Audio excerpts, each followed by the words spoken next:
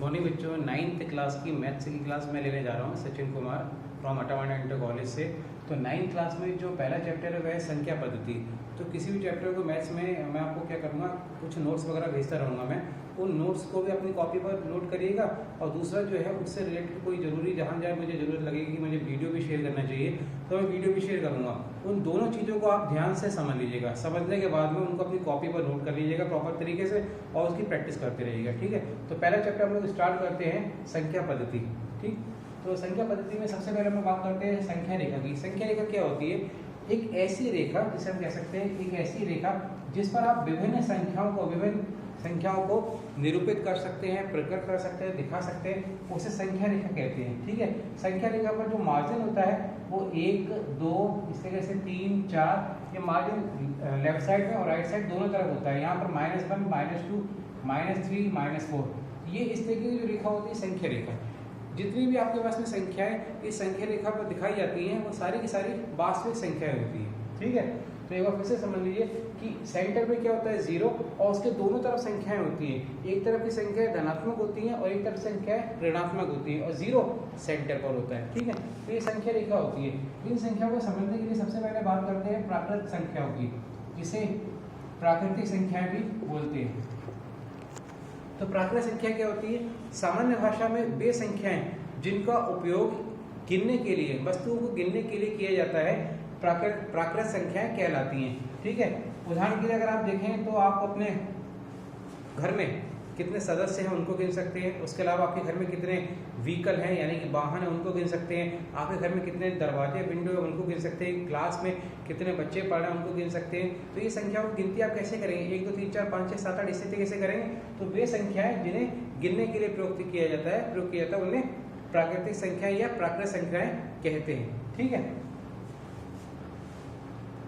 दूसरी चीज आती है, अगर हम इन संख्याओं को प्रकट करने की बात करें तो इन संख्याओं को हम n से प्रदर्शित करते हैं। तो एक तरीके से n के अंदर कौन कौन सी संख्या आ जाएंगी? 1, 2, 3, 4, 5 इस तरीके से आ जाएंगी। तो यहाँ सबसे इंपॉर्टेंट चीज नोट करने वाली क्या है कि अगर आप इन संख्याओं को ध्यान से देखें तो सबसे छोटी प्राकृतिक संख्या क्या हो जाएगी? 1, और अगर सबसे बड़ी प्राकृतिक संख्या की बात करें तो प्राकृतिक संख्या बड़ी अनंत हो जाएगी, जिसको हम यहाँ पर प्रदर्शित नहीं करके दिखा रहे हैं। ठीक है, सभी प्राकृतिक संख्याओं के बीच में यानी कि लगातार जो प्राकृतिक संख्या होती है उनके बीच में अंतर कितना हो जाएगा? 1 का अंतर हो जाएगा। देखिए 2 का और 1 का अंतर 1, 3 का 2 का अंतर ये भी 1, 4 का 3 का अंतर ये भी 1। तो जितनी भी लगातार प्राकृतिक संख्याएं होती हैं उनका अंतर 1 होता है। ठीक है, ये थी प्राकृतिक संख्या नंबर 1 पर। फिर आता है पूर्ण संख्या।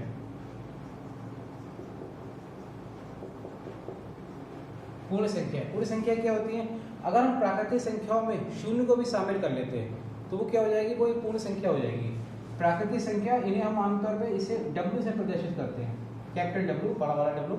ठीक है, तो W से प्रदर्शित करते हैं। तो एक ऐसे पूर्ण संख्या में कौन कौन सी संख्या जाएगी? 0, 1, 2, 3 इस तरीके से ये सब संख्याएं जो है पूर्ण संख्या आ जाएंगी। तो प्राकृतिक संख्या और पूर्ण संख्या में केवल अंतर 0 का है। तो इस तरीके से अगर आप कह सकते हैं कि सबसे छोटी प्राकृतिक संख्या आपके पास में जहाँ 1 है वहाँ सबसे छोटी पूर्ण संख्या क्या हो जाएगी?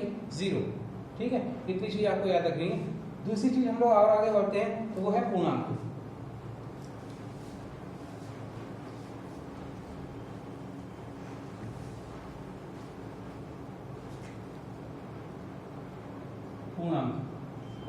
पूर्णांक को अगर हम देखें तो 3 कैटेगरी में बांटा हुआ है। एक होता है, पहला होता है धन पूर्णांक। ठीक है, जहां पर अगर आपने नंबर लाइन देखी तो आपने देखा था कि जो मैंने दाईं तरफ लिखे थे संख्याएं, तो एक तरीके से जो ये संख्याएं हैं ये एक तरीके से धन पूर्णांक है, जिसे हम प्लस के साइन के साथ प्रदर्शित करते हैं। तो +1, +2, +3 ये सब आपके पास में धन पूर्णांक हो जाएंगे। दूसरा आता है ऋण पूर्णांक। ऋण पूर्णांक का मतलब होता है कि आपके पास में ये जो संख्याएं हैं जो शून्य के बाईं ओर होती हैं, आप देखें यहाँ पर -1, -2, -3 ये सब ऋण पूर्णांक हो जाएंगे। -1, -2, -3 ये सब ऋण पूर्णांक हो जाएंगे। ठीक है, तीसरे नंबर पर आता है शून्य। शून्य भी जो है वो भी एक पूर्णांक माना जाता है, जिसको आप सेंटर पे देखते हैं 0 लिखा होता है बिल्कुल बीच में, तो ये भी शून्य भी एक पूर्णांक होता है। इसके बाद में आता है परमेय संख्या। परमेय संख्या अगर अभी तक इतना मैंने बताया था प्राकृत संख्या है, उसके बाद में पूर्ण संख्या है, पूर्णांक। अगर इनके बीच में हम बात करें तो बीच में भी कुछ संख्या रही होंगी। ठीक है। उन संख्याओं को बात करें तो वही एक तरीके से देखा जाए परमे संख्या होती हैं। एक तरीके से देखा जाए वो कैसी संख्या होंगी जो आमतौर पर इनके बीच में आ रही है, जैसे 0 या 1 के बीच में, 2 या इसके बीच में, वो भी परमे संख्या है। तो परमे संख्याओं को हमारे पास में जो सामान्य भाषा में प्रदर्शित किया जाता है वो ये कहा जाता है कि वे संख्याएं जिन्हें P/Q के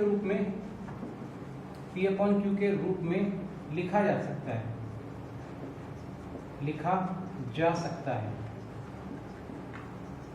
परमे संख्याएं कहलाती हैं। परमे संख्याएं कहलाती हैं।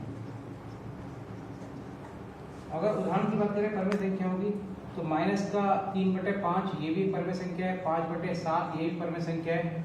अगर हम उसके अलावा माइनस का 9/13 ये भी परमे संख्या है, माइनस का 4/+का 4/7 ये भी परमे संख्या है आदि, ये सभी परमे संख्याएं हैं। कुछ महत्वपूर्ण अगर बातों की बात करें तो अगर आप देखें, सबसे पहले एक पॉइंट जो आपको याद रखना चाहिए खासतौर पर परमे संख्याओं के बारे में, वो ये कि अगर हमारे पास पे दो संख्याओं के बीच में कोई भी दो संख्या ले लें तो दो संख्याओं के बीच में संख्याओं के मध्य कितनी परमे संख्या हो सकती है? अनंत परमे संख्या हो सकती है। अनंत परमे संख्याएं होती है। ये एक इंपॉर्टेंट पॉइंट है कि दो संख्या के बीच में अगर आपको परमे संख्या निकालने के लिए कहा जा रहा है तो आप अनंत निकाल सकते हैं। हालांकि हम लोग के सिलेबस में ऐसे इस तरह के क्वेश्चन हैं, लेकिन अनंत के लिए नहीं है। आपके पास में दो संख्याओं के बीच में आप 3 परमे संख्या निकालने के लिए कहा जाएगा या 4 परमे संख्या निकालने के लिए कहा जाएगा, जिसको मैं अगले नेक्स्ट लेक्चर में बताऊंगा। ठीक है। दूसरी चीज, अगर हम कोई भी पूर्ण संख्या जो होती है, कोई भी पूर्ण संख्या एक परमे संख्या होती है। कोई पूर्ण संख्या एक परमे संख्या है। अगर आप कोई भी पूर्ण संख्या की बात करें तो जैसे मान लो 5 + का 5 ये पूर्ण संख्या है। और अगर आप इसके नीचे अगर आप 1 लिख दें, 5 लिखा हुआ है, इसके नीचे 1 लिख दें तो आप देखिए क्या हो जाएगा, ये परमे संख्या बन जाएगी। क्यों? क्योंकि आपके पास में नीचे की जो कंडीशन है वो इनमें खास बात ये है कि जब P/Q के रूप में लिखा जाएगा तो P और Q ये पूर्ण संख्या होनी चाहिए, लेकिन Q का मान 0 नहीं होना चाहिए। तो अगर आप देखें तो 5 के नीचे अगर हमने 1 लिख दिया तो ये दोनों पूर्ण संख्या हो गई और Q का मान 0 भी नहीं है, ये 0 नहीं है ना। इसी के साथ साथ अगर आप प्राकृतिक संख्याओं की बात कर रहे थे, जैसे 7 लिखा हुआ है तो 7 के नीचे 1 लिख सकते हैं। तो आप इसमें भी कोई भी पूर्ण संख्या भी एक परमे संख्या होती है और कोई भी प्राकृतिक संख्या भी एक परमे संख्या होती है। ये भी आप इस तरीके से याद रख सकते हैं। ठीक है। तो मेन तो प्रॉपर्टीज ये हैं। उसके अलावा जितनी भी हमारे पास में इसके बाद में इससे रिलेटेड जो क्वेश्चंस होंगे वो मैं आपको नेक्स्ट लेक्चर में आपको समझाऊंगा। तो आज के लिए हम लोग इतनी रह देते हैं। ये आप अपनी सारी कॉपी पर सही से नोट कर लीजिएगा। ठीक है। तो आज के लिए इतनी रह देते हैं। Thank you.